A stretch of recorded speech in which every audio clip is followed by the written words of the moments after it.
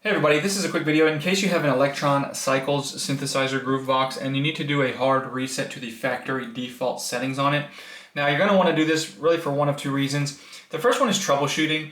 If it doesn't seem to be working right or not following the configurations you're giving it, or if you're just all kind of gummed up and you want to get a fresh start, you can do this. The second reason is if you're selling it or buying a used one, or just for whatever reason you want everything wiped off of it so that it's like it was when it came out of the box in terms of all the configurations and everything, we can go ahead and do this restart to the factory default settings. So all we need to do is we're going to start by turning it off. And then with it turned off, we're going to press and hold the function button. And while we're pressing and holding the function button, we're going to turn it on. And that will bring us into the startup menu.